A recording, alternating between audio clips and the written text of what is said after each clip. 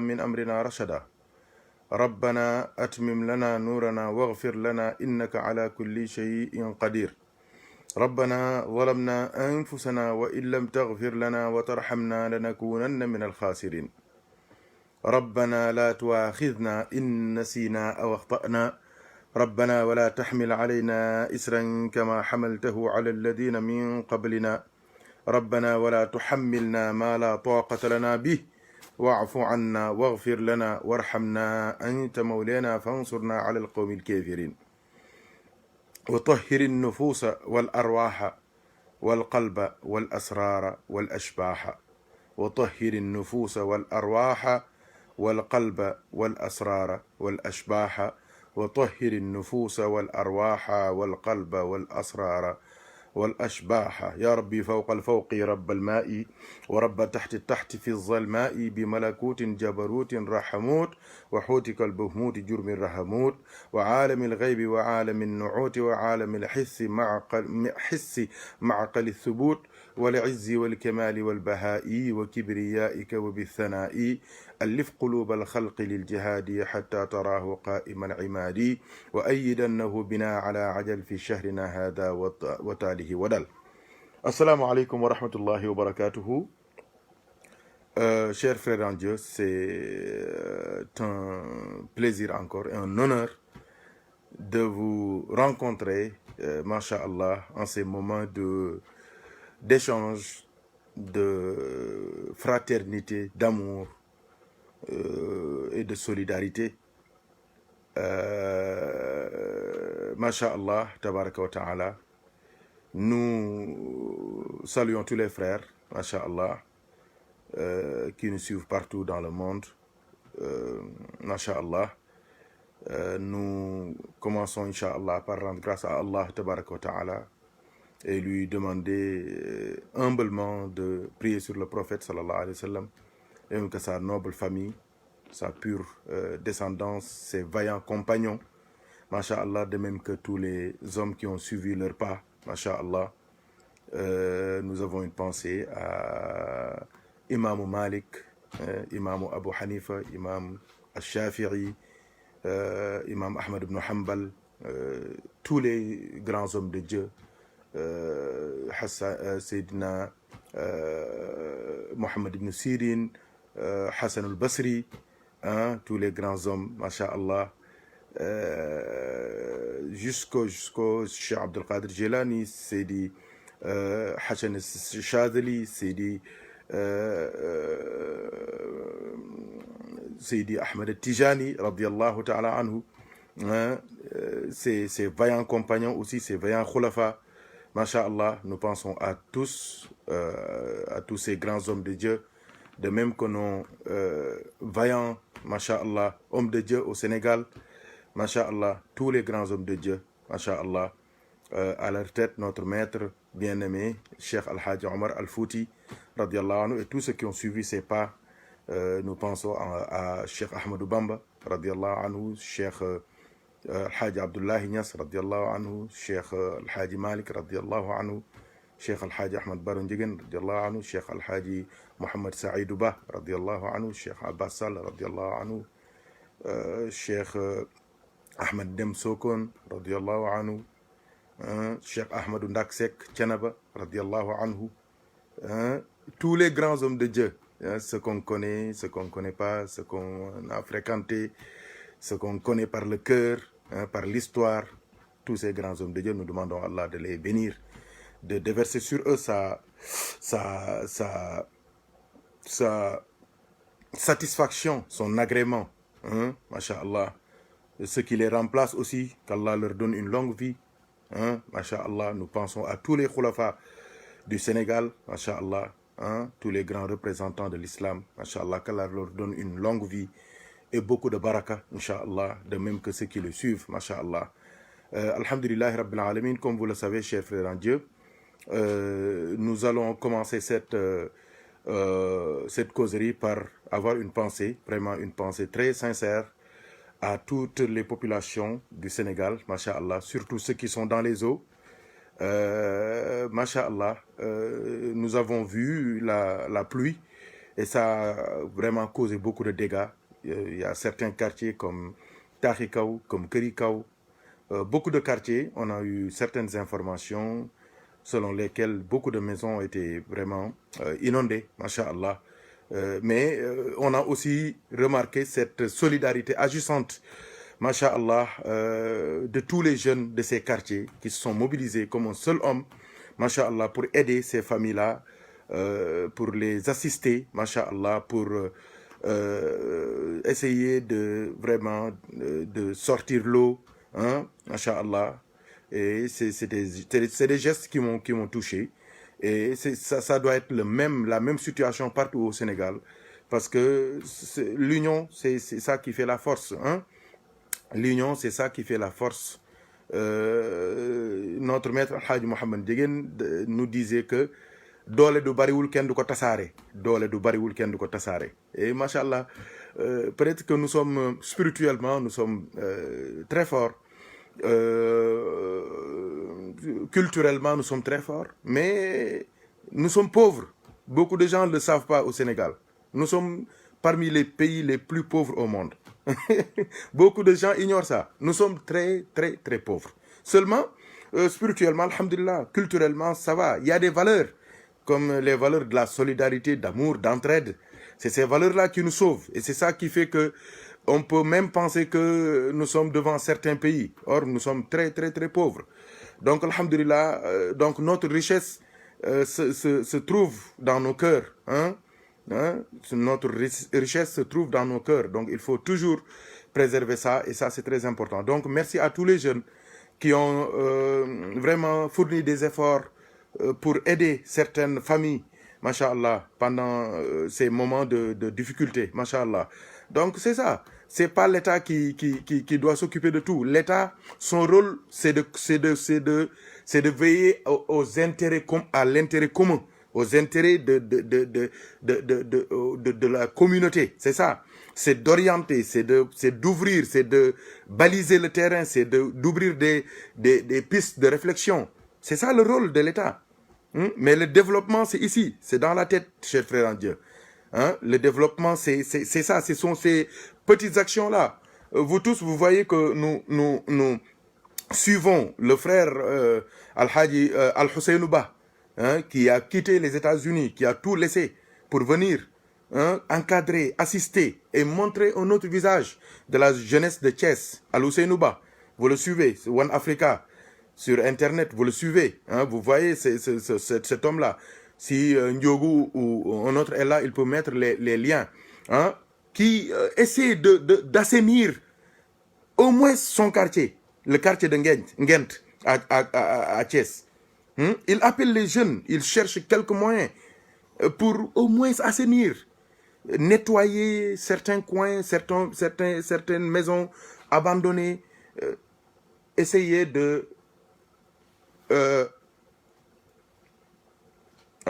essayer d'assainir au moins, de nettoyer, de rendre propre, de rendre vraiment attrayante certaines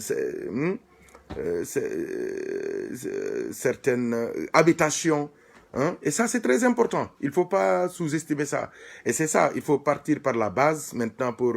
c'est ça, il faut assainir, s'assainir, il faut être propre personnellement pour avoir une maison propre, un quartier propre, une commune propre, une région propre, un pays propre, un continent propre, un monde propre. La propreté commence par nous-mêmes. C'est pour cela que notre belle religion qui est l'islam nous demande de faire des ablutions, hein, d'enlever les poussières, hein, les saletés, hein, chaque jour, hein, 5 fois au moins avant chaque prière. Et c'est même une sunna d'être toujours avec les ablutions. C'est très important. C'est une invitation à la propreté. An-nadhafatu min al-iman. La propreté fait partie intégrante de la religion. Et ça, c'est très important. Donc, une pensée à toutes ces personnes-là qui sont dans les difficultés. C'est la même chose hein, pour tous ceux qui sont dans les hôpitaux, qui sont dans les prisons, même ceux qui sont chez eux. Il y a des prisons sociales. Hein, il y a des prisons sociales. Quelqu'un qui veut se soigner, il ne veut pas se soigner, il est dans une prison sociale.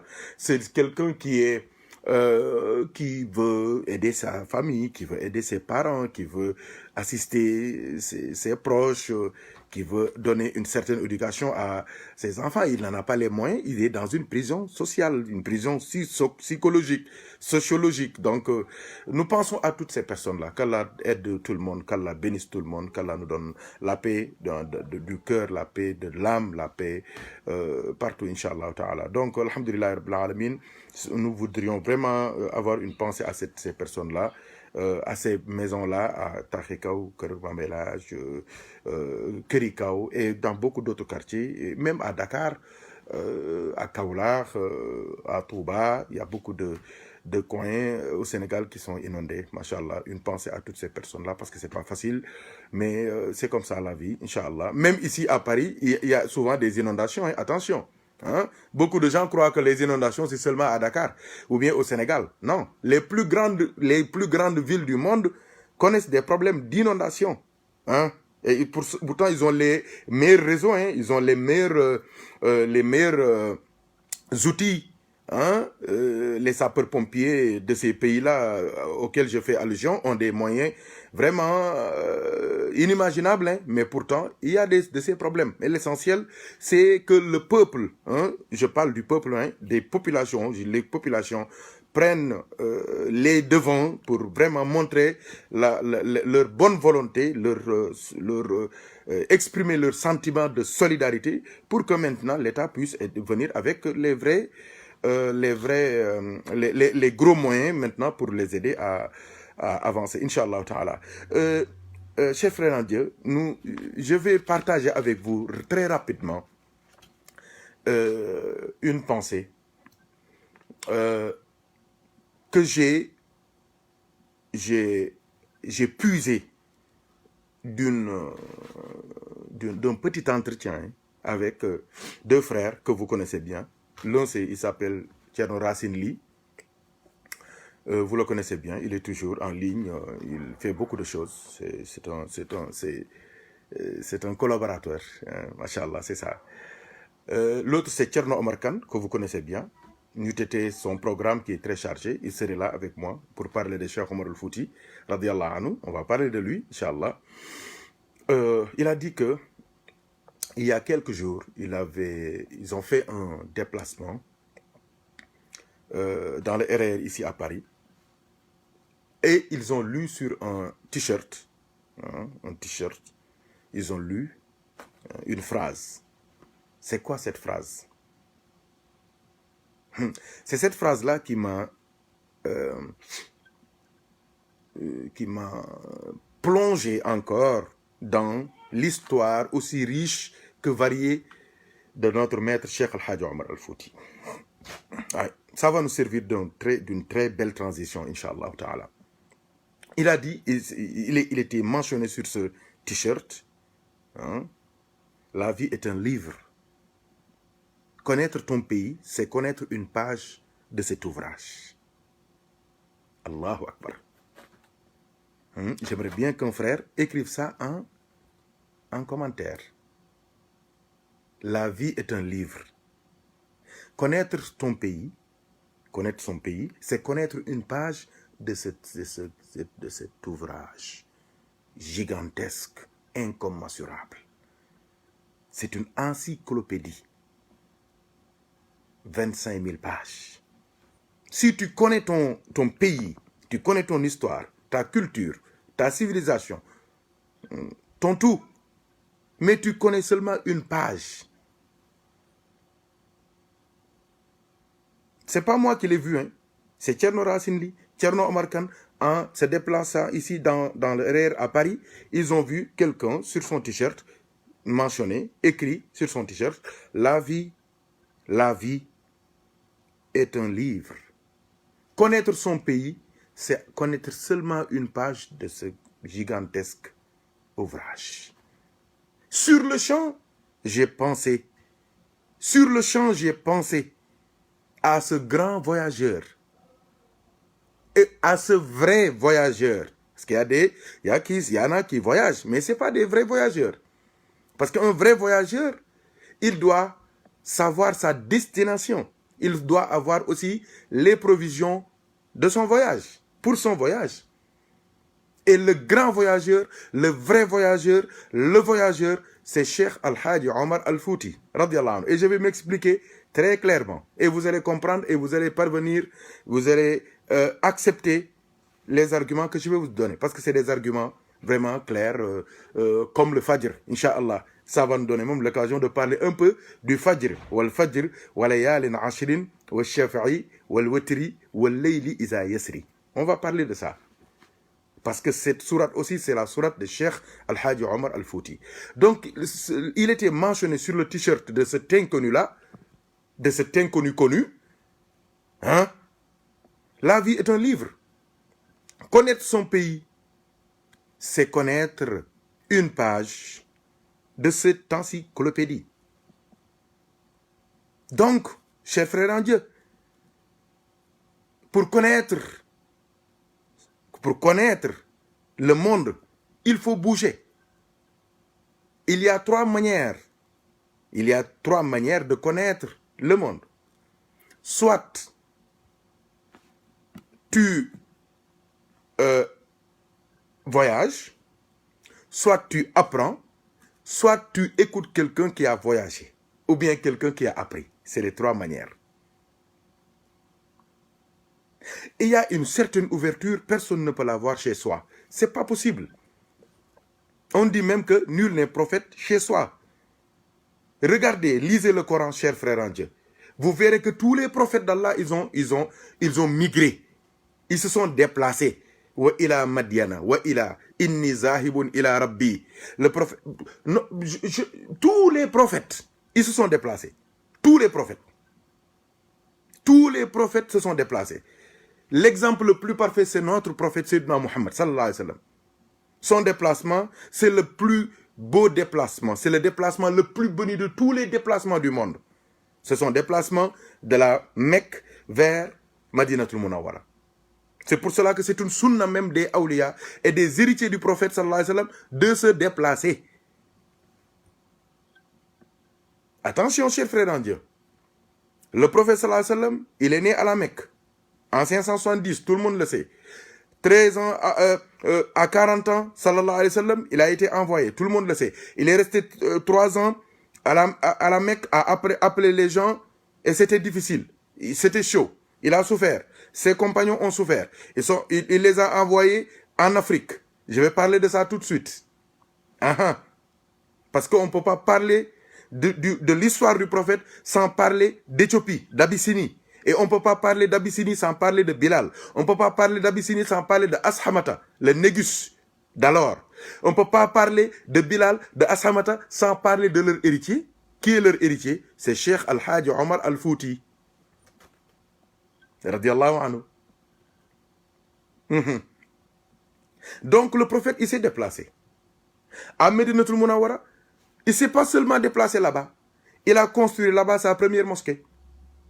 Il a érigé là-bas son premier état. Son premier état. Sa dawla, sallallahu alayhi wa sallam. Il a réalisé son projet de société là-bas. Il a commencé à avoir des relations diplomatiques avec le monde à partir de Medinatul Munawwara. Il a érigé les bases de cette expansion de l'islam. Et qu'est-ce qui a suivi? Le prophète est décédé à Medinatul Munawwara. Il a été enterré là-bas. Pourtant, on pouvait l'amener de là où il est venu, à Makkatul Mukarrama. Mais pourtant, il est enterré là-bas. Ça, c'est une leçon à tous les grands hommes de l'histoire pour leur dire que un homme de Dieu, il n'a pas de nationalité. Un homme de Dieu, c'est un citoyen non pas du monde, mais un citoyen des mondes. C'est un citoyen intergalactique. Il appartient à tout. Je parle même pas des galaxies, des mondes, des awalim, des hadarat, non. Un homme de Dieu, il a une relation intrinsèque, une relation indissociable avec toutes les particules de l'univers. Ah oui, oui, oui. Les gens, ils disent, moi, je suis un citoyen du monde. Je leur dis, merci, vous êtes des citoyens du monde. Mais il y a des gens qui sont des citoyens des mondes. Alhamdulillahi Rabbil Alamin. Les mondes. Cheikh Al-Hajj Omar Al-Fouti fait partie de cette élite d'Allah. Je vais revenir au voyage, chers frères en Dieu. Notre maître, Maulana Cheikh Ahmed Tijani, Sharif radiallahu ta'ala anhu, Maulana Cheikh Ahmed Tijani, tout le monde sait qu'il est né en 1735, 1150 Hégire, à Aïn Madi, en Algérie. Comme c'est l'héritier attitré, légal, sans embâge, sans contradiction du prophète sallallahu alayhi wa sallam, mais lui aussi, il a suivi les traces du prophète. Tout ce qui est arrivé au prophète, lui aussi, lui est arrivé. Il a vécu des moments très, très, très difficiles en Algérie. C'est pour cela que cette voie, c'est une voie de résistance. C'est une voie d'action. C'est pour cela que l'intitulé de cet hommage, c'est l'homme d'action à Cheikh Al-Hajj Omar Al-Fouti. Pour vous dire que on aime le chapelet, on aime le dhikr, mais à un moment donné aussi, on sort pour défendre l'islam. Sayyidina Cheikh radiallahu anhu, il est né en 1735. Je vous ai parlé de ça. Le 12 Muharram, il y a quelques jours. À 7 ans, il a mémorisé le Coran, tout le monde le sait. À 16 ans, il a perdu ses deux parents le même jour, tout le monde le sait. Et à 21 ans, il a été mufti. Il répondait à toutes les questions, tout le monde le sait. À 36 ans, il est allé faire le Hajj. Tout le monde le sait. À 46 ans, la tariqa Tijaniya est née parce qu'il a rencontré le prophète sallallahu alayhi wa sallam, il l'a vu avec les yeux de la tête. À 46 ans. C'est après cela que Sayyidina Cheikh est retourné, parce qu'il est déjà parti au Maroc avant, il est retourné à Fès. Parce que vous rappelez-vous bien, un grand walid avait dit que le Khatimul Awliya, le sceau des saints, allait naître au XIIe siècle, dans le XIIe siècle, c'est ça, mais aussi, on va l'appeler Aboul Abbas, donc il va s'appeler Ahmed, mais aussi, son essor, son rayonnement, auront lieu dans une ville qu'on appelle Fès. Fès. Une pensée à mes frères, mes bien-aimés qui sont en route vers Fès. Imam Malik, Hadjan Doumbé. Je pense à vous. Masha'Allah. C'est un cheikh, donc il est né en Algérie, mais son essor, il l'a connu au Maroc. Donc c'est un cheikh, il est quoi? Il est de quelle nationalité? Hein? C'est un citoyen des mondes.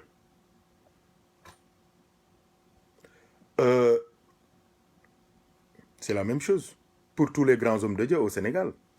Relisez l'histoire de ces grands hommes de Dieu. Al-Hajj Abdoulaye Niass, il n'est pas de Kaolack, cher frère en Dieu. Il vient du Jolof. Cheikh Al-Hajj Malik, il n'est pas de Tuaon, cher frère en Dieu. Il vient de Gaïa. Al-Hajj Mamadou Seydou Medina Gounass, il n'est pas de Medina Gounass, cher frère en Dieu. Il vient du Fouta. Les Ndjegen de Thiès, ils viennent du Saloum. Je peux citer, mais c'est rare. Je ne vais pas dire que c'est l'unanimité, c'est ça qui est. Mais c'est rare de voir un wali, masha'Allah, qui voit son tout là où il est né. C'est très rare, cher frère en Dieu. Et c'est l'histoire de tous les hommes de Dieu. Maintenant, quelle est la relation avec tout ce que j'ai dit avec le grand maître, Cheikh Al-Hajj Omar Al-Fouti, cher frère en Dieu? Cheikh Omar, radiallahu anhu, je vous ai dit qu'un tel a quitté une ville telle pour aller à une ville telle pour s'installer là-bas. Mais Cheikh Omar, radiallahu anhu, tout le monde sait qu'il est né en 1797, 1794, 1797. Je donne beaucoup de dates comme ça. Tout le monde est servi. À Halwar. Tout le monde le sait. Au Fouta. Mais, Cheikh Omar, c'est le vrai citoyen des mondes. C'est le vrai panafricaniste. C'est le vrai citoyen du monde. Parce que les autres, on sait qu'ils se sont installés en un endroit bien précis. Mais lui, il s'est installé partout. Radiallahu anhu. Il s'est installé partout. Il a semé les germes de la sainteté, de la wilaya, de la ma'rifa, de la gnose, de la connaissance d'Allah, de la tariqa tijaniya, de l'islam, de la crainte d'Allah, de la lumière d'Allah, partout où il est passé. Là où il passe, il laisse des traces. Là où il passe, Cheikh Omar laisse des traces. Et c'est des traces indélébiles. Et des traces, radiallahu anhu, c'est des traces codées. C'est des traces programmées. Les informaticiens comprennent ce que je veux dire. C'est des traces programmées. C'est-à-dire que c'est des traces qu'il laisse, mais pour un moment précis de l'histoire, ces traces vont être visibles, connues. Ou bien, il programme ces traces-là pour quelqu'un. C'est cette personne-là qui va faire sortir ça. Et alhamdulillah rabbil alamin, parmi les traces qu'il a laissées, ici en France, ici en Europe, il y a ces journées-là. À Grenoble, il y en a. À Marseille, il y en a. À Lyon, il y en a. Aux États-Unis, il y en a. Ici en France, Inch'Allah, demain, il y en aura ici à Bobigny. Racine, tu peux mettre l'adresse, Inch'Allah, et toutes les informations relatives à cette journée bénie dont on va parler, Inch'Allah, tout de suite. Donc, alhamdulillah rabbil alamin, c'est ça la vie de ce grand homme qui est Cheikh Al-Hajj Omar Al-Fouti, radiyallahu anhu. Allah nous dit wal fajr, wa layalin ashir, wal fajr, wa layalin ashirin, wal shafi'i, wal witri, wal layli, iza yasri. Chers frères en Dieu, regardez bien cette sourate bénie. Cette sourate commence par 5 éléments essentiels. Wal fajr, l'horreur. Walayalin ashrin, c'est un mois béni, Zul Hijja, 10 jours, 10.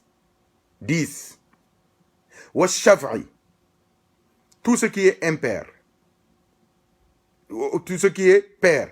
Wal witr, tout ce qui est impair. Wal layli, et la nuit. Regarde bien ces 5 éléments, chers frères en Dieu. Wal fajr, je jure par l'aurore. Croyez-vous que Allah jure ou bien puisse jurer sur le fajr qu'on connaît nous, le fajr de tous les fajr, de tous les jours? Or, en ces moments précis, il y a des gens qui sont en train de boire de l'alcool ou bien de mener des actions, des œuvres, de faire des péchés, pour être clair. Ce fajr-là, c'est une allusion qui vise directement Sayyidina Muhammad sallallahu alayhi wa sallam. C'est ça. Le fajr, c'est le fajr de la prophétie. Fajrun nubuwati. Comme il fait allusion au fajr de la sainteté, fajrul wilayati. Comme il fait allusion au fajr de l'héritage mohammedien, qui est le fajrul wilaya, fajrul wiratha, aïmin. Fajrul wiratha, et ça fait allusion à notre maître, Cheikh Al-Hajj Omar Al-Fouti, radiyallahu ta'ala. Donc, alhamdulillah, ce fajr-là, c'est quoi le fajr? Le fajr, c'est la ligne de démarcation. C'est la ligne médiane. C'est ce qui divise le jour et la nuit en 2 parties égales. Quand le fajr vient, la nuit est partie et le jour est venu. Et quand le fajr vient, le jour vient et la nuit part. Allahu Akbar. Donc le fajr en réalité, c'est quoi? C'est l'ouverture illuminative, ce qu'on appelle le fath. Pour les awliya. Mais ce qu'on appelle al-fathu al-akbar pour les grands hommes d'Allah, les héritiers d'Allah, du prophète Sayyidina Muhammad sallallahu alayhi wa sallam. Parce que le fathu, c'est 3 fathu. Il y a le fathu al-qarib, le fathu al-mubin et le fathu al-akbar. Wal-fajr, c'est al-fathu al-akbar.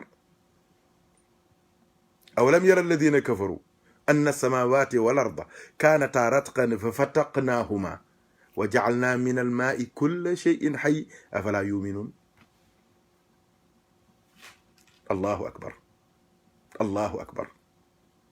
N'eût été ce fajr qui est le prophète Muhammad sallallahu alayhi wa sallam, l'homme n'aurait pas existé. L'existence même n'aurait pas existé. C'est le maître de l'existence, Sayyidul Wujudi sallallahu alayhi wa sallam. Wa sirrul wujudi sallallahu alayhi wa sallam. C'est le secret de l'existence. Wa aynul wujudi, c'est lui-même la source de l'existence. Sallallahu alayhi wa sallam. Parce que pourquoi? Parce que c'est le Fajr. Avant lui, il n'y avait que l'inexistence. Avec lui, l'existence a commencé à exister. Et le secret qui fait exister l'existence elle-même, c'est Sayyidina Muhammad sallallahu alayhi wa sallam. Wal Fajr, wa layalin ashr. Chers frères en Dieu, wa layalin ashrin, 10 jours. Et ce 10 jours-là fait allusion seulement à un seul jour. 10 c'est 1, tout le monde le sait. Et ce jour-là, c'est le jour de la grande ouverture illuminative. Parce que toute notre vie, si quelqu'un vit 70 ans, il devient homme, et vraiment homme, à partir du jour où il rencontre son maître, qui va le mener vers l'enceinte scellée d'Allah. Ou bien le jour où il va avoir cette grande ouverture illuminative qu'Allah nous donne ça.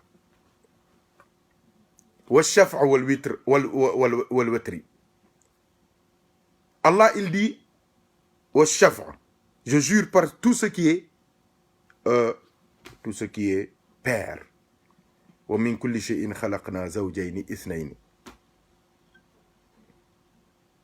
C'est ça la beauté de la vie. L'homme seulement ne peut pas vivre. Il faut la femme. Il faut phase et neutre pour qu'il y ait de l'électricité. Il faut le jour et la nuit. Il faut le chaud, le froid, ce qu'on appelle les aléas de la vie. ثمانية تجري على المرء دائما فلا بد منها أن يلاقي ثمانية سرور وحزن واجتماع وفرقة ثم سقم ثم عسر ويسر وسقم وعافية. C'est les aléas de la vie. Donc, sans le nombre pair, l'existence n'a pas lieu. Et le nombre pair aussi fait allusion à notre maître Sayyidina Muhammad sallallahu alayhi wa sallam. Parce que c'est le premier créé. Donc c'est Allah seulement qui était là. Il n'y avait rien, ni personne, ni aucun être avec lui. Et il a créé le prophète Muhammad sallallahu alayhi wa sallam. Donc si on dit Allah, il est l'unique, c'est le prophète sallallahu alayhi wa sallam qui est la première créature. Le premier créé, donc c'est le deuxième sallallahu alayhi wa sallam. Pour deuxième par rapport à Allah, mais il est le premier par rapport à toute l'existence. Washafa' wal witr, tout ce qui est impair. Allah jure par ce qui est impair. Le prophète sallallahu alayhi wa sallam, il nous dit Inna Allah witrun wa yuhibbul witra. Allah est impair et il aime l'impair. Chers frères en Dieu, c'est l'impair qui fait même la différence. Parce que Allah a créé la créature et il a singularisé certaines de ces créatures, chers frères en Dieu, et il les a mis à côté. Yalla mo len ber. Le prophète, il est impair. Il n'y a pas quelqu'un comme lui. Il n'y a pas une création, une créature, un être comme le prophète. C'est ça. Le mois de Ramadan est impair. Il n'y a pas un autre mois comme lui. Laylatul Qadr, c'est impair. Yawmul Jumu'ah, c'est impair. Le livre d'Allah, c'est impair. La Ummah du prophète, c'est impair. Les animaux au paradis, ils sont impairs par rapport aux autres animaux. Madinatul Munawwara, c'est impair. Makkatul Mukarrama, c'est impair. Parmi les Sahaba, chacun a une singularité, une particularité qui lui est propre, c'est impair. Wal fajri, wal layalin ashrin, wal shaf'i, wal witri, wal layli iza yasri. Donc, en regardant bien ces versets-là, on va comprendre que Allah, il nous dit وَلَيَالٍ عَشْرٍ وَالشَّفْعِ وَالْوَتْرِ وَاللَّيْلِ إِذَا يَسْرِي هَلْ فِي ذَلِكَ قَسَمٌ لِذِي حِجْرٍ أَلَمْ تَرَ كَيْفَ فَعَلَ رَبُّكَ بِعَادٍ. C'est ça qui m'intéresse, c'est ça qui m'ouvre la porte vers l'histoire de notre maître Cheikh Al-Hajj Omar Al-Fouti radiyallahu anhu. Allah, il dit Alam Tara, n'as-tu pas vu? Je dis souvent aux frères que chaque fois que vous voyez Alam Tara, ou bien Alam Yaraw, ou bien Awalam Yaraw, ou bien Awalam Yaral, chaque fois que vous voyez ça, sachez que c'est une invitation à la recherche. À la recherche, à l'approfondissement de la connaissance, pour mieux comprendre certaines choses. C'est ça qui fait que les awliya vont, bougent, voyagent, se déplacent dans le but de mieux connaître, de mieux comprendre, de mieux apprendre, et d'apprendre, et d'apprendre, et d'apprendre, et d'enseigner, et d'enseigner, et d'enseigner. Qu'est-ce qu'ils apprennent? Qu'est-ce qu'ils enseignent? Ils apprennent اقرأ باسم ربك الذي خلق خلق الإنسان من علق اقرأ وربك الأكرم الذي علم بالقلم علم الإنسان ما لم يعلم. C'est ça. Leur déplacement, c'est ça. C'est de faire connaître aux hommes Allah tabaraka wa ta'ala. اقرأ باسم ربك الذي خلق خلق الإنسان من علق. C'est les connaissances, c'est les sciences exactes, comme la médecine, les SVT, les trucs comme ça. من علق اقرأ وربك الأكرم الذي علم بالقلم. C'est les sciences littéraires, les sciences humaines. علم الإنسان ما لم يعلم, c'est quoi? C'est les connaissances gnostiques, c'est la ma'rifa, c'est la connaissance d'Allah tabaraka wa ta'ala. C'est ça, le déplacement des awliya, c'est ça. C'est pour faire entrer les gens dans l'islam, ou bien enseigner les mathématiques, les sciences exactes, ou bien enseigner les sciences humaines, ou bien enseigner la connaissance divine. Allama al-insana ma lam ya'lam. C'est ça. C'est ça qui a fait que tous les awliya se sont déplacés. Parmi ces grands hommes de Dieu, il y a le grand maître Cheikh Al-Hajj Omar Al-Fouti. Avant de vous lire un extrait du travail que j'ai fait sur lui, et ça va sortir dans un ouvrage, Inch'Allah tabaraka wa ta'ala, je vais vous lire l'extrait après cette histoire que je vais raconter sur Cheikh Al-Hajj Omar, parce que la causerie, c'est pas aujourd'hui, c'est demain, Inch'Allah, à Bobigny. Je fais seulement une sorte de mise à bouche, chers frères en Dieu, pour que, masha'Allah, vous sachiez, vous connaissiez, vous ayez une idée de ce grand homme-là qui mérite vraiment tous les déplacements du monde. Tous les déplacements du monde. Qui mérite tous les honneurs de l'existence. Radiallahu ta'ala anhu. Cher frère en Dieu, Cheikh Omar s'est déplacé. Un jour, j'ai dit aux frères, avant de venir à l'histoire, j'ai dit aux frères, en lisant le livre, l'ouvrage intitulé Al-Jawahir wa Durar, les perles rares de Cheikh Al-Hajj Omar. Après l'avoir lu, relu et relu, et après avoir fait une sorte de synthèse, ce qui n'est pas possible, une sorte de, j'ai dit, une sorte de synthèse de la vie de ce grand homme de Dieu qui est Cheikh Al-Hajj Omar, je me suis mis à poser quelques questions. Je me suis dit, mais là, je suis un peu perdu. Cheikh Omar, vu sa production scientifique, littéraire, tous les ouvrages qu'il a écrits, dont on a perdu l'essentiel, près de 700 ouvrages, on peut se demander, mais Cheikh Omar, donc, il a passé toute sa vie à écrire. Mais quand on voit aussi l'itinéraire de son voyage, on peut se demander, mais Cheikh Omar, donc, il a passé toute sa vie à voyager. Quand on regarde son djihad, on va se dire que Cheikh Omar a passé toute sa vie à faire le djihad. Quand on étudie son adoration d'Allah, tabaraka wa ta'ala, mais on peut se demander si Cheikh Omar a passé toute sa vie avec son chapelet. Quand on étudie son enseignement, mais on peut se poser des questions sur est-ce que Cheikh Omar n'a pas passé toute sa vie à enseigner. Qu'est-ce que je veux dire par là? Cheikh Omar a eu une vie bénie. Hayatun mubarakatun, umrun mubarakun. C'est pour cela que sa vie n'a pas de limite. C'est une vie éternelle. Parce qu'il a plongé, il a fondu sa vie dans la vie de l'éternel, qui est Allah tabaraka wa ta'ala. Il connaît le nom d'Allah, Al-Hayy. Cheikh Omar connaissait le secret du nom d'Allah, Al-Hayy. C'est pour cela que tout ce qu'il demandait à Allah, Allah exauça. C'est pour cela qu'il avait la possibilité de faire vivre, de faire revivre, de ressusciter les cœurs morts. C'est pour cela qu'il avait la possibilité de donner la sainteté à tous ceux qui le côtoyaient, qui le fréquentaient. C'est pour cela que Allah lui a donné le secret de ce qu'on appelle Ma'ul Hayat, l'eau de la vie éternelle, chers frères en Dieu. L'eau de la vie éternelle, Ma'ul Hayat. Radiallahu ta'ala anhu. Donc, en étudiant tout ce que je viens de dire, vous verrez que Cheikh Omar, radiallahu anhu, on peut parler de tout chez lui et tout est intéressant chez lui. Aujourd'hui, je voudrais seulement partager avec vous l'importance de ses déplacements.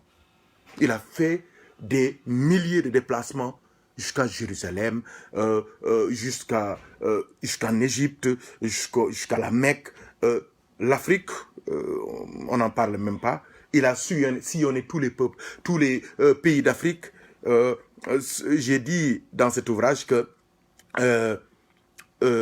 la principale raison qui a poussé les colons à le combattre, c'est que seuls les colons et certains hommes de Dieu, je vais dire certains, connaissaient la vraie motivation qui était dans le cœur de Cheikh Omar, qui était l'unité africaine. L'unité africaine, la renaissance africaine, mais sous la bannière de la ilaha illallah, Muhammad Rasulullah. C'est ça qui dérangeait. L'unité africaine, l'unité du monde noir, mais en ayant un seul maître qui est le prophète Muhammad sallallahu alayhi wa sallam. C'est ça qui a motivé tout ce qu'il a subi comme atrocité et combat. Radiallahu anhu. Cheikh Omar s'est déplacé partout. Je vais vous raconter un de ses déplacements en Guinée. La Guinée connaît bien Cheikh Al-Hajj Omar Fouti, radiallahu anhu. Il est parti là-bas. Il a fait beaucoup de choses avec les awliya, les savants guinéens. Donc un jour, on pourrait même en parler, Inch'Allah, de manière plus ample. Mais il y a une histoire très, très formatrice, très enseignante, très, très riche en enseignement. Il y avait un homme qui était allé voir un saint, un wali. Il lui a demandé des prières pour que la royauté, le royaume qu'il dirigeait en Guinée, puisse rester dans sa famille, dans sa lignée. Écoutez bien ce que je vais dire. Quand il a fait cette demande à ce saint, ce wali-là, il a écrit quelque chose. Et il lui a dit, mets ça dans un bol, dans un récipient, et demande à ta femme de boire ça le matin. Et qu'est-ce qui s'est passé?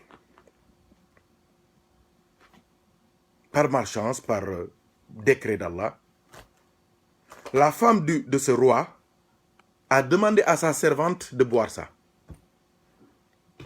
C'est une longue histoire, je résume. Et qu'est-ce qui s'est passé? Quand le roi est revenu, il a demandé à propos de ce récipient-là et de ce qu'il contenait, la femme lui a dit, ma servante telle a bu ça. Je lui ai donné ça, elle a bu ça. Et le roi a compris que le secret est parti. Le sirr est parti, la prière est partie vers quelqu'un d'autre. Et qu'est-ce qui s'est passé?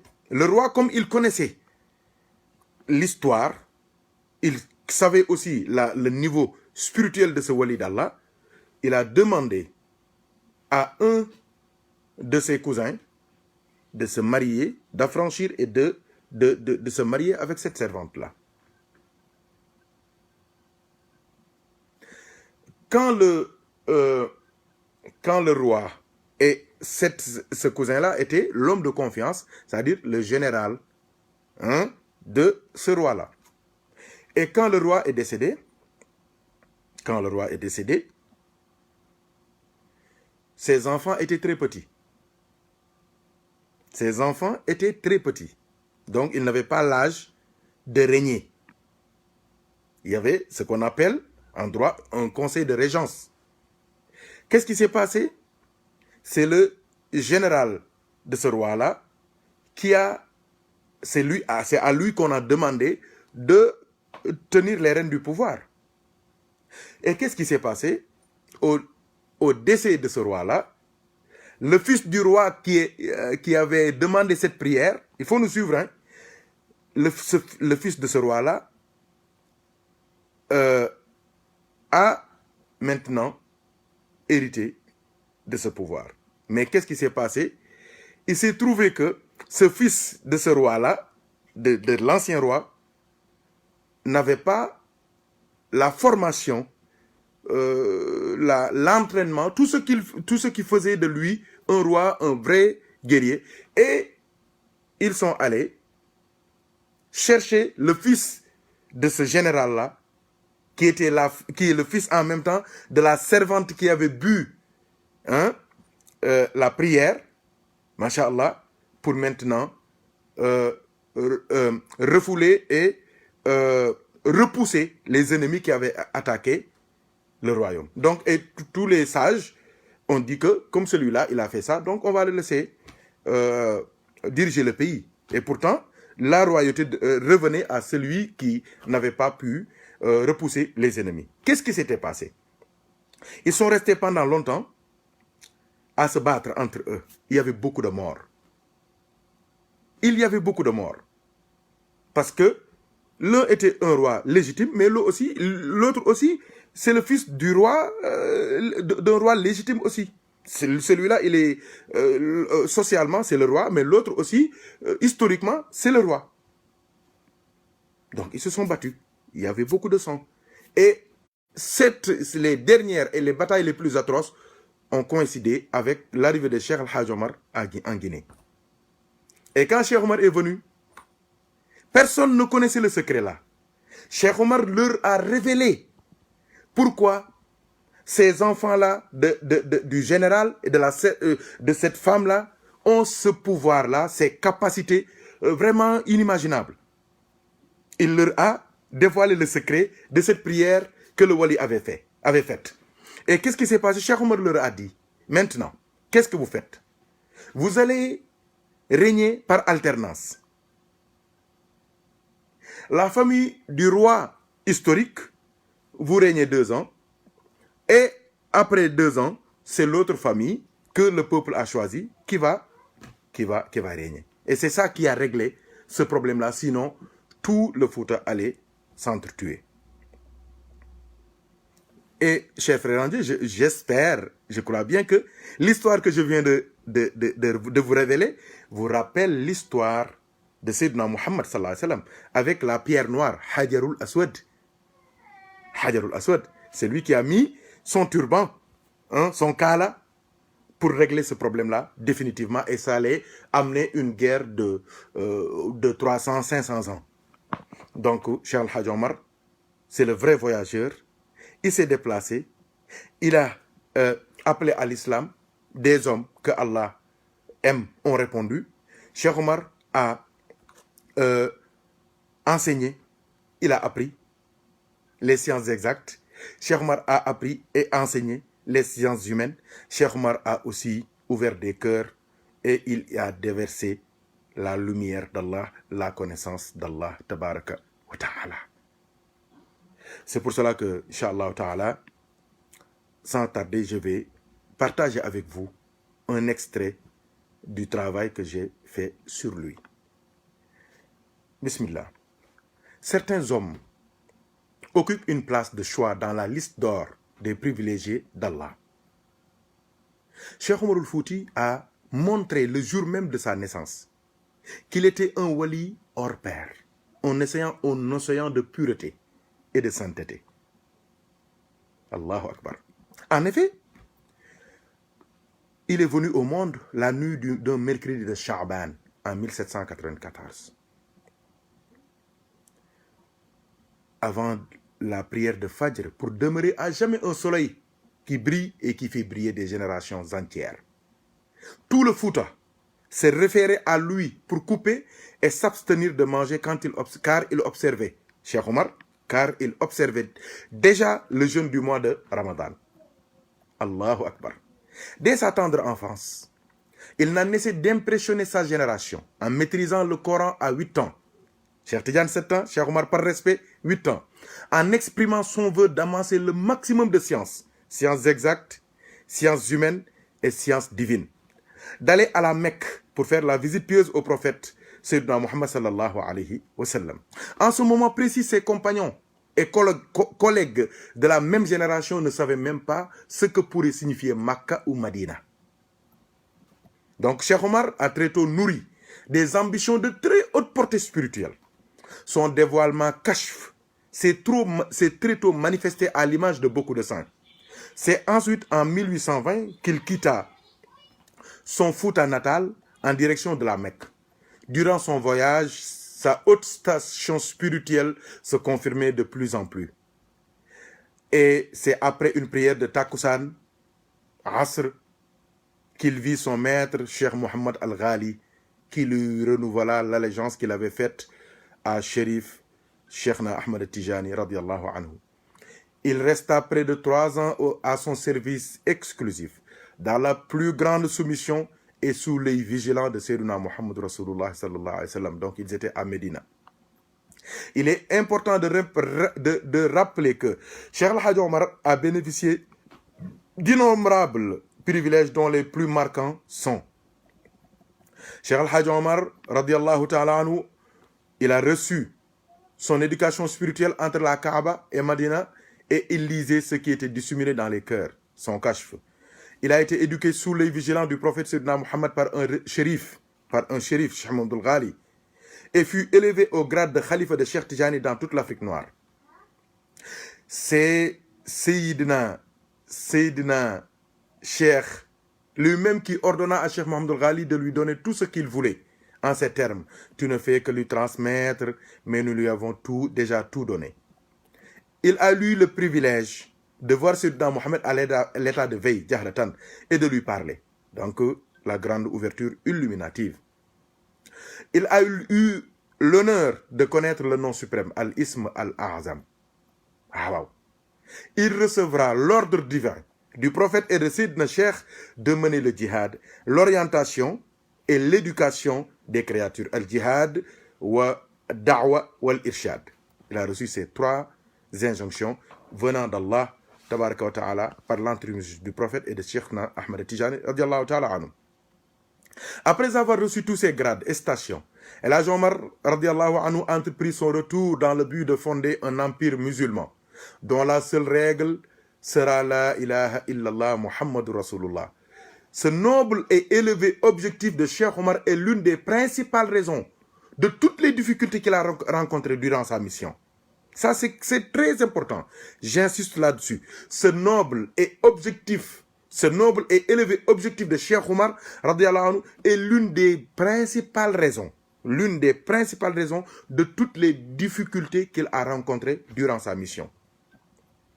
Vers 1845, il a eu à rencontrer plusieurs tribus, plusieurs peuples, plusieurs hommes, dont Cheikh Mohammed Ndjegen, qui initia à la tariqa Tijaniya et éleva au titre de Muqaddam et de Khalif à Kassas, un village à 7 km de Kaffrine dans le Saloum.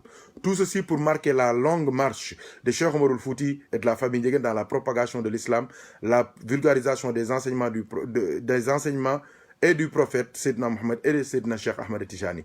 Le long rattachement de la famille Ndiéguène à l'égard de Cheikh Omar al-Fouti et de sa noble famille a porté ses fruits. En effet, en 1980, tout ça c'est des passages très importants qui montrent la grandeur de Cheikh Al-Hajj Omar. En effet, en 1980, Thierno Sid Nourtal quitta Dakar en direction de Thiès sans prononcer un seul mot. Arrivé à Kermamelage, il s'adressa à Al-Hajj Mohamed Ndiéguène en ces termes. Mon grand-père Cheikh Al-Hajj Omar m'a ordonné de te dire que le sang qui coule dans ses veines est celui-là même qui coule dans les tiennes, et qu'il te donne l'ordre, l'autorisation d'utiliser ce grand secret qu'est Fatiha, suivi de 3 Salatul Fatiha et de 9 Ya Latif, 139. Cheikh Omar est sans nul doute l'incarnation de la Renaissance africaine. Avec ses maîtres, Sayyidina Bilal ibn Rabah et An-Najashi Ashamata, le Négus d'Abyssinie, Éthiopie, à l'époque du prophète Sayyidina Muhammad sallallahu alayhi wa sallam. Il a montré ses preuves, Cheikh Omar, il a montré ses preuves en Égypte et au Hijaz, à la Mecque, je veux dire. Et il a redoré le blason de l'homme noir dans les domaines de la sainteté et des sciences. Vous voyez bien que j'insiste toujours sur les sciences. Parce que à l'école, en CM2, comme en 3e, comme en terminale, quand on nous apprenait l'histoire de Cheikh Omar, on nous imposait les idées selon lesquelles Cheikh Omar c'est un résistant. Cheikh Omar, il n'est pas seulement un résistant, c'est l'un des plus grands savants du monde, de toute l'existence. C'est l'un des plus grands savants du monde. Et Inch'Allah Ta'ala, j'ai montré cela dans cet ouvrage. Donc, j'insiste toujours sur les sciences. C'est le plus grand savant, c'est l'un des plus grands savants du monde. Ça, tout le monde le sait. Avec les persécutions et les brimades qu'ont subi les musulmans, le prophète sallallahu alayhi wa sallam a demandé aux musulmans de s'exiler en Éthiopie. C'est là qu'on comprend. Regardez bien, écoutez bien ce passage, chers frères en Dieu. C'est là qu'on comprend qu'en ce moment précis de l'histoire de l'humanité, la démocratie n'existait effectivement qu'en Afrique noire. Notez ça. C'est là avec les persécutions et les brimades qu'ont subi les musulmans, le prophète leur a demandé de s'exiler en Éthiopie. C'est là qu'on comprend qu'en ce moment précis de l'histoire, c'est-à-dire le 6e siècle de l'histoire de l'humanité, la démocratie n'existait effectivement qu'en Afrique noire. C'est au 21e siècle maintenant qu'ils viennent nous apprendre la démocratie, même s'ils sont prêts à nous tuer. Regardez bien. Et cette distinction de haute portée, cette distinction de haute portée vient du plus noble des hommes, Sayyidina Muhammad sallallahu alayhi wa sallam. Regardez bien ça. Au prix du négus, écoutez, les libertés individuelles et collectives étaient assurées. Les libertés de culte, d'opinion, d'expression, de mouvement étaient garanties pour les citoyens et pour les étrangers. Ça, c'est la démocratie, cher frère en Dieu. Le prophète sallallahu alayhi wa sallam a dirigé une prière mortuaire pour l'absent à l'intention du négus Ashamata, bien qu'ils n'ont jamais eu de contact physique, tellement sa relation avec lui était sincère et solide et spirituelle. Masha'Allah. Cheikh Omar nous a appris que la sincérité est un élément indispensable au cheminant, celui qui veut arriver à Allah. L'efficacité de sa marche, Cheikh Omar qui parle, n'est effective et sûre que si son cœur, par la compagnie vertueuse, la volonté, le zikr d'Allah, la prière sur le prophète Sayyidina Muhammad sallallahu alayhi wa sallam et la pratique religieuse est purifiée de 7 cancers moraux. C'est Cheikh Omar qui parle. La première maladie du cœur est l'hypocrisie, qui obstrue et bloque, et souille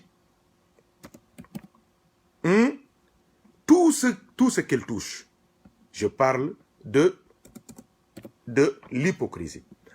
L'hypocrite qui n'œuvre que pour les yeux des autres, doit se purifier à la source de la sincérité qui est son unique remède.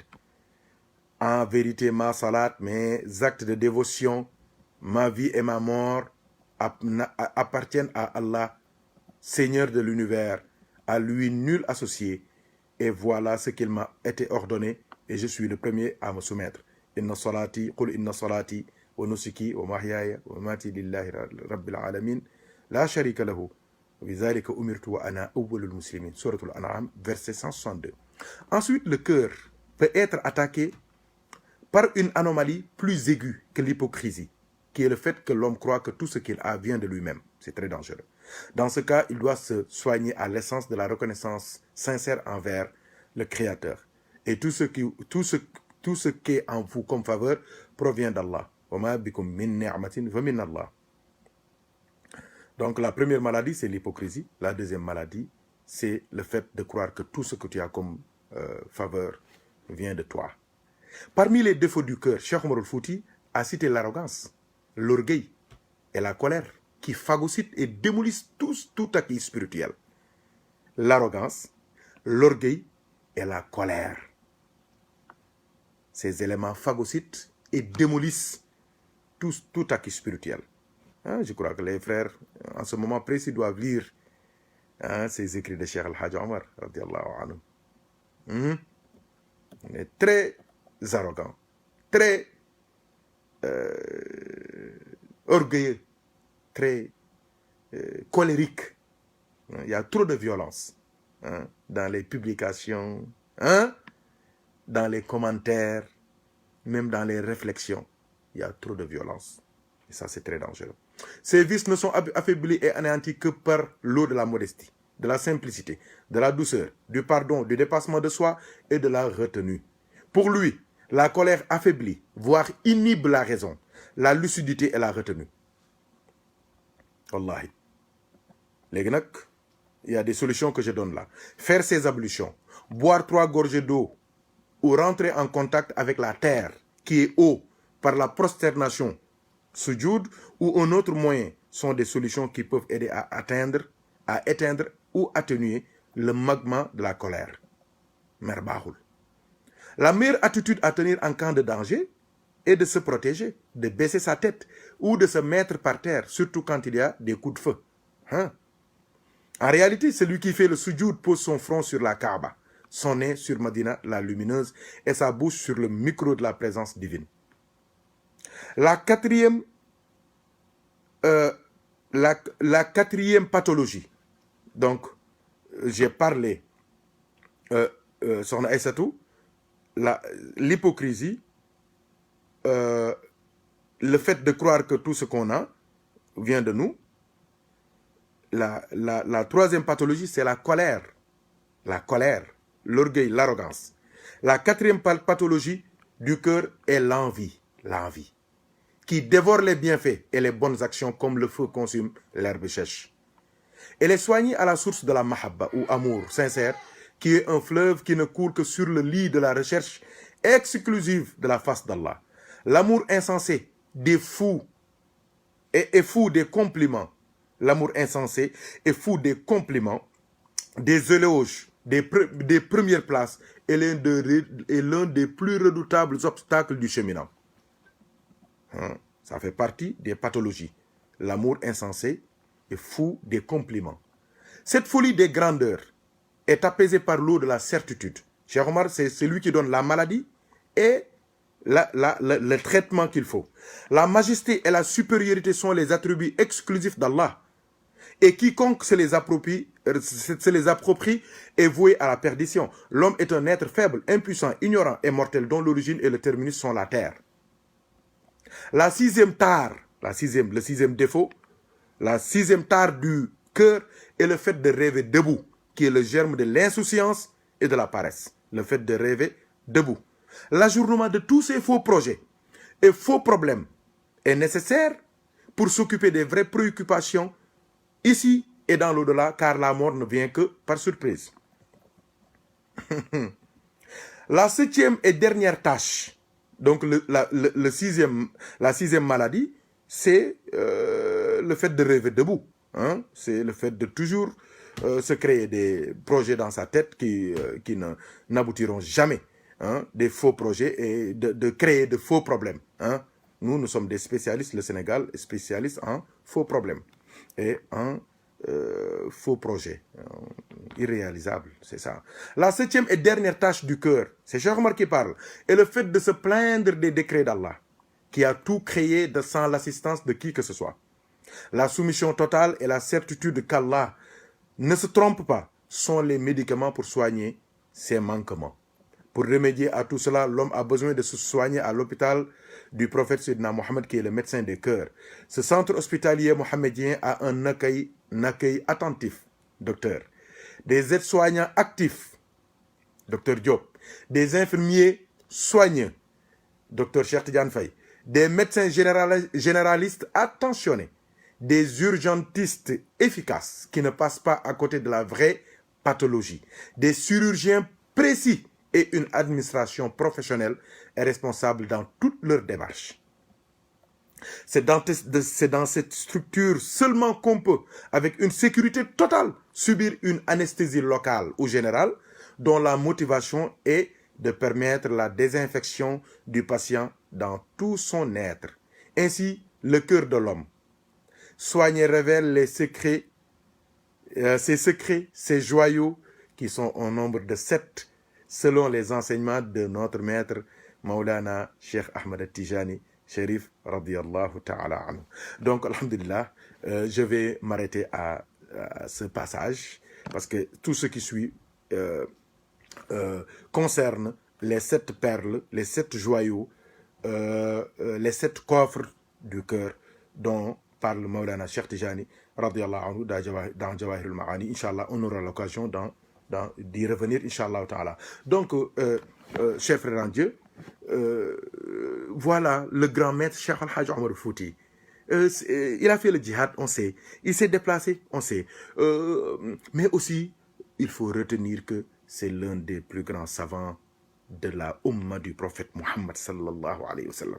Cheikh Omar est l'un des plus grands savants de la Ummah du prophète Sayyidina Muhammad. C'est l'un des plus grands savants du monde. Parce que ses connaissances n'étaient pas seulement des connaissances d'ordre islamique. Il avait des connaissances dans tous les domaines, dans toutes les sciences exactes, les sciences humaines et les sciences divines. Radiallahu anhu. Il suffit de lire ses qasaïd, de lire ses écrits, de lire ses productions pour savoir que, masha'Allah, hein, il y a beaucoup de gens qui se sont inspirés sur lui, qui se sont basés sur ses écrits pour produire d'autres écrits. Ça, c'est très important. Moi, c'est ça qui m'intéresse. Le fait que les gens aient une autre idée, une autre vision sur Cheikh Omar, qui n'est pas seulement quelqu'un qui avait des armes, qui tirait. Non. C'est l'un des plus grands savants de la Oumma, c'est l'un des plus grands savants du monde. C'est ça qui m'intéresse. Et il y a les preuves de tout ce que j'ai dit. Wallahi, on devrait avoir du temps pour que je puisse vous révéler beaucoup de choses que seul Cheikh Omar a enseigné.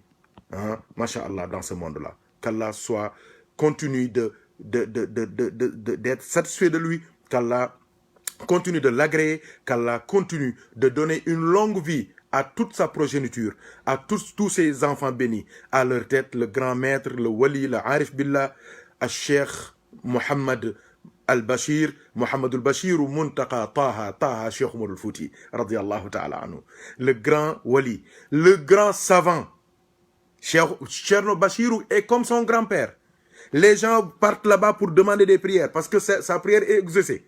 Les gens partent là-bas pour écouter ses conseils. Mais c'est l'un des plus grands savants de notre Ummah. Cheikh Bashirou Tal.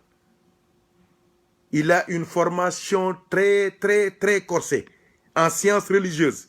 Je ne vous parle même pas de ses connaissances ésotériques. Mais je parle de ses connaissances livresques. C'est l'un des plus grands savants de notre Ummah, maintenant. Mais pourtant, tout le monde, personne ne sait ça. Parce qu'il est effacé. Il veut gêner personne.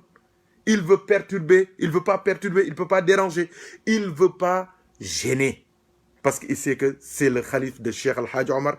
C'est le représentant de Cheikh Al-Hajj Omar. Et c'est un homme à aimer, c'est un homme à respecter. Parce que, masha'Allah, depuis qu'il a eu cette lourde charge de diriger la famille de Cheikh Omar, c'est-à-dire de diriger l'islam, hein, masha'Allah, il a fait un travail exceptionnel qui traverse le temps, qui traverse l'espace, qui embrasse le Mali. Il a été reçu par le président du Mali. Il est connu au Nigeria. Il a des relations au Burkina Faso. Il fait un travail exceptionnel, et même ici en Europe et même aux États-Unis d'Amérique. Longue vie à Thierno Bachir, parce que cette journée aussi, c'est un hommage à Thierno Mohamed Bachir Tal, radiyallahu ta'ala anhu, wa ardahu, qu'Allah lui donne une longue vie, hein, de même que ses enfants, hein, ses frères, masha'Allah, à Louga, à Dakar, ses enfants à Dakar, Thierno Mohamed Madani et ses frères, masha'Allah, à tous les petits-fils de Cheikh Omar. Hein, nous les aimons tous, même ceux qu'on ne connaît pas, même ceux qui sont au Nigeria, au Soudan, hein, au Ghana, partout. Cheikh Omar a sa famille partout. Sa famille biologique comme sa famille spirituelle. Nous pensons à Thierno Cheikh Ahmed Tijani Tal, hein, ce grand voyageur, lui aussi, ce vrai voyageur, qui se déplace partout, qui prend les trains pour aller jusqu'à Grenoble, hein, jusqu'aux États-Unis. Pourtant, c'est le petit-fils de Cheikh Omar, il a tout. Mais il se déplace. Pourquoi? Pour suivre les pas de son grand-père. Il se déplace pour suivre les pas de son grand-père. Parce qu'il sait que son grand-père a souffert. Il s'est déplacé. Il n'y avait pas de voiture, il n'y avait pas d'avion, il n'y avait pas tous ces moyens de locomotion. Hein? Cheikh Ahmed Tijani Tal. Cette journée-là, chaque fois, il quitte le Sénégal. S'il est au Gabon, il vient du Gabon directement. S'il est aux États-Unis, il quitte pour venir ici à Paris. Et c'est ça. Pourtant, c'est un petit-fils de Cheikh Omar. C'est la même chose pour tous les petits-fils de Cheikh Omar. Thierno Nazirou, Thierno Seydou, Thierno Muntaga, Thierno Mahi. C'est la même chose pour ces vaillantes petites filles. Sokhna Maïmouna Tal, Sokhna Ami Bachirou Tal. Masha'Allah, elles sont braves. On partage la hadara chaque vendredi. Tous les événements religieux qui sont là, ils savent que eux, leur stature et leur station dépassent les tariqas. Ils savent ça. C'est pour cela que quand les mourides organisent, ils sont là. Quand les tijanes organisent, ils sont là. Quand les laïens organisent, ils sont là. Quand la communauté sénégalaise organise quelque chose, la famille de Cheikh Omar est présente parce qu'ils savent que leur stature, leur station, leur envergure dépasse les tariqas. C'est autre chose. Donc c'est ça. Donc, machallah, une pensée à toutes ces personnes-là et à tous les frères qui vont faire des efforts, inchallah, pour que cette journée ait une réussite vraiment historique, inchallah ta'ala. Et Cheikh Omar, tout ce qui touche à lui, c'est la réussite, inchallah. Donc, comme vous le savez, c'est demain, inchallah, à Bobigny, hein, sur la ligne 5, inchallah. 49 Henri Barbus, masha'Allah. Il y a Racine qui a mis les moyens, les informations pour ceux qui veulent se déplacer, Inch'Allah ta'ala. Donc vous êtes invités, vous allez vivre des moments de spiritualité, des moments de lumière, des moments de partage, des moments d'ouverture. Wow, c'est ça, masha'Allah. Il y aura le récital du Saint-Coran, hein, qui va ouvrir l'événement. Il y aura la wazifa, la hadratul Jum'a, c'est un vendredi. Il y aura aussi, machallah, des causeries. Notre frère Cheikh Ahmed Djegen de Marseille, Al-Imam, va faire, inchallah, une causerie. Machallah, Cheikh Ahmed Tijani Ndjek, machallah, lui aussi va faire une causerie. Masha'Allah, il y aura aussi ce qu'on appelle la salat tasbih pour que tout le monde reparte sans péché, Inch'Allah. Il y aura aussi beaucoup de bonnes choses, hein. C'est les tout couleurs, hein. Il y aura beaucoup de bonnes choses, hein, Inch'Allah. Il y a beaucoup de lakiri là-bas et beaucoup de kosom, Inch'Allah. Venez vous servir, les serrères, hein. Et les saloum, Masha'Allah. Donc, alhamdulillah, rabbil alamin. Ceux qui ont aussi des empêchements aussi, masha'Allah, vous pouvez vivre cette journée avec nous, hein, en récitant beaucoup de salatul fatihi à l'honneur de Cheikh Omar, radiallahu anhu, Hadiya Cheikh Omar, radiallahu anhu. En suivant l'événement, ce sera en direct sur, masha'Allah, sur Safina. Hein? Safina, c'est une C'est une page, c'est un site, c'est une télévision de Cheikh Omar Fouti. Ce sera en direct, Inch'Allah, cher frère en Dieu. Il y a aussi une autre page qu'on appelle Keroudinei. Masha'Allah, c'est une page de Cheikh Omar Fouti aussi. Ce sera en direct, Inch'Allah. On est en train de prendre toutes les dispositions pour que ça se passe dans de très bonnes conditions. Venez, partager avec nous ces moments, Inch'Allah ta'ala. J'ai tenu à faire cette causerie en français, hein, parce que Cheikh Omar dépasse les frontières sénégalaises, cher frère en Dieu. Hein, c'est pas un marabout local, Cheikh Omar, c'est un marabout international. Hein. Il n'est même pas international, il est universel. Hein. Il est universel, c'est un citoyen des mondes, du monde et des mondes. Hein. C'est un marabout du monde et des mondes. C'est un guide spirituel du monde et des mondes.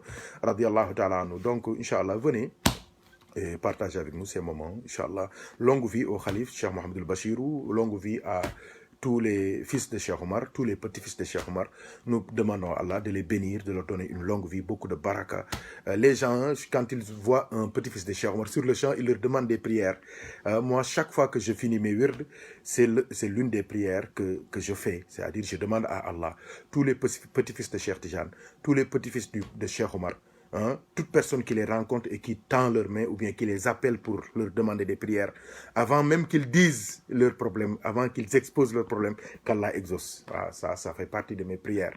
Et ça, je rate jamais ça, Inch'Allah, parce que leur honneur est le nôtre. Hein? Leur honneur, c'est le nôtre. Hein? Masha'Allah. Donc, Alhamdulillah Rabbil Alamin. Nous allons apprendre beaucoup de choses sur lui, cher frère en Dieu. Hein? Nous allons apprendre beaucoup de choses sur lui. C'est un homme essentialiste, c'est un homme d'action, c'est un homme qui a toujours vécu dans l'essentiel, dans la quintessence des choses. C'est un homme qui connaissait pas le détail, les petits problèmes, les faux projets. C'est un homme vraiment qui a marqué l'histoire et qui continue de marquer l'histoire. Et Masha'Allah, tabaraka wa ta'ala, on va continuer à exposer, à partager, à enseigner, à étudier ces valeurs. Hein. Surtout, retenez bien ce que j'ai dit. Hein. Cheikh Omar n'est pas seulement un mujahid, quelqu'un qui a fait le djihad. Non, c'est pas seulement un résistant. Non, c'est ça qu'on nous a imposé en CM2. En troisième et en terminale. Non. Cheikh Omar n'est pas ça. Cheikh Omar, c'est l'un des plus grands savants de la Ummah, du prophète. De toutes les époques, je dis. C'est l'un des plus grands savants du monde. Il maîtrisait toutes les sciences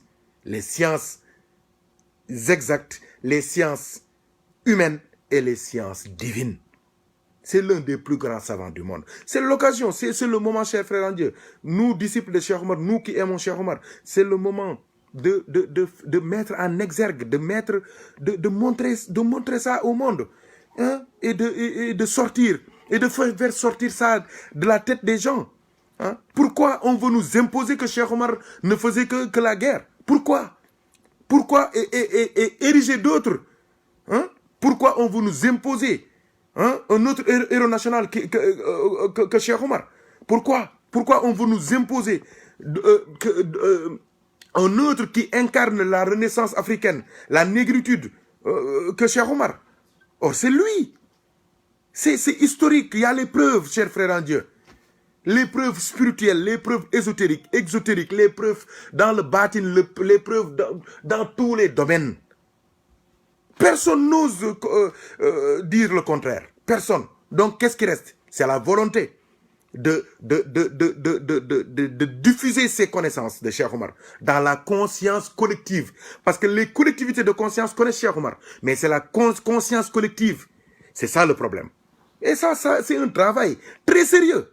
C'est pas seulement un direct sur Facebook. Non. C'est un travail très sérieux qu'on doit élaborer avec des grands savants pour maintenant montrer au monde, montrer à l'Afrique, montrer au Sénégal que Cheikh Omar n'est pas seulement quelqu'un qui a fait le djihad, n'est pas seulement un résistant devant le colon. Non, c'est l'un des plus grands savants de son époque. C'est l'un des plus grands walis de l'islam et de la tariqa tijaniya.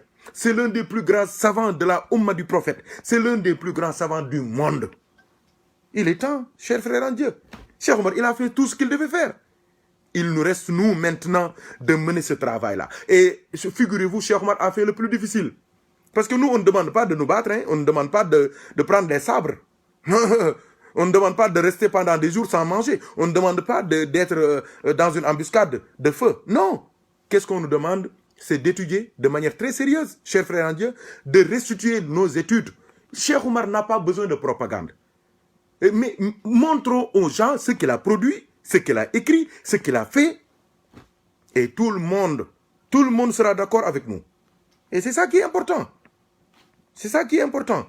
Hein? Donc, c'est ça. Inch'Allah, on va continuer les réflexions après ces rencontres, Inch'Allah, pour que nous tous, nous sachions que, Masha'Allah, on a un grand homme qui peut régler, si on lui donne la place qui lui revient, il peut régler beaucoup de problèmes, Cheikh Omar. Il peut régler beaucoup de problèmes, mais il suffit de l'appeler. Hein? Ici en France, il y a de très bons médecins, de très bons hôpitaux, mais il faut venir ici et avoir les moyens, avoir la carte vitale, avoir ceci, avoir cela. C'est ça, Cheikh Omar aussi. C'est un grand homme qui peut régler beaucoup de choses. Hein, au Sénégal et en Afrique et dans le monde. Mais il faut aussi ouvrir les portes. Parce qu'il a fait l'essentiel. Il a posé les bases de cette chose-là. Le plus difficile est parti. Hein, c'est ça. Qu'Allah nous aide et nous assiste par la baraka du prophète Mohammed. Sallallahu alayhi wa sallam. Wa akhiru da'wana. Alhamdulillahi rabbil alamin. Alhamdulillah. Alhamdulillah. Alhamdulillah. Jaa ngeen jëf gaay. waaw sopp nañ leen ñëpp kon incha allah ñoo ngi nuyu di ziar ñëpp ma ngoog sunu sang yëpp waaw soxna Ami soxna Maymuna tabarakallah Cerno Nazir Cerno Mahi Cerno Cheikh Tidiane Cerno Seydou bu Cheikh Omar waa kër Cheikh Omar yëpp ñu ngi leen jox seen cër di leen ziara di leen sopp di leen bëgg taal bëgg lépp lu bokk ci yéen ak fépp fu bokk ci yéen bëgg nañu xalwaar xoolal bëgg nañu Masina bëgg nañu fépp xoolal lépp lu bokk Cheikh Omar rek bëgg nañu ñun lépp lu bokk Cheikh Omar rek sopp nañu bëgg nañu lépp lu takk ci moom bëgg nañu sopp nañu taal ndeysaan waaw kon jaa ngeen jëf mbokk yi ok yàlla nañu yàlla dimbali salaamaaleykum wa rahmatullah